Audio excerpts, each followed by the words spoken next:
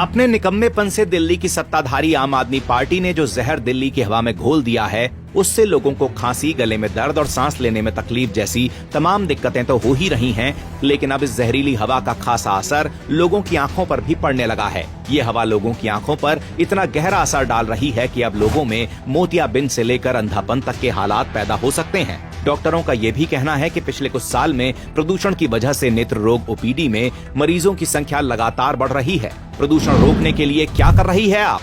दिल्ली में प्रदूषण की यह गंभीर समस्या पिछले 1 महीने से बनी हुई है, लेकिन इससे छुटकारा पाने के लिए आपकी कोशिश ऐसी है जैसे आग में घी डालना। पूरी दिल्ली पर आपका राज है, लेकिन इसके बावजूद भी दिल्ली में ग्रेप 4 लागू होने के बाद भी जगह जगह कूड़ा, प्लास्टिक, औद्योगिक कचरा, कोयला धड़ल्ले से जलाया जा रहा है। लेकिन दिल्ली की भ्रष्ट और कमजोर सरकार को अपनी नाकामी का ठीकरा दूसरे राज्यों के सिर फोड़ने से ही फुर्सत नहीं है।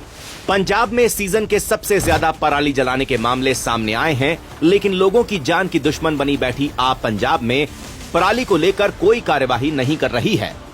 दिल्ली में केजरीवाल सरकार ने टैक्स पेयर के करोड़ों फूंक कर स्मोक टावर खोले थे, लेकिन ये स्मोक टावर प्रदूषण कम करने के बजाय सालों से बंद पड़े हैं। लेकिन अपने शीश महल की मरम्मत में जरा समय न लगाने वाले केजरीवाल जी को क्या ये स्मोक टावर नहीं दिखाई देते? पंजाब में साफ साफ पराली के आंकड़ों के सामने आने के बावजूद मैडम सीएम अब भी बेशर्मों की तरह मीडिया के सामने पराली की घटनाओं पर पर्दा डालने में लगी हैं, गलत आंकड़े देकर। क्या अपनी गलती ना मानना आपकी फितरत बन चुकी है? लेकिन इन सब के चलते नुकसान सिर्फ और सिर्फ उस जनता को हो रहा है जिसने भरोसा करके इस पार्टी के हाथों में अपनी तकदीर दी थी और वही दिल्ली के इस नर्क में जीने को मजबूर है।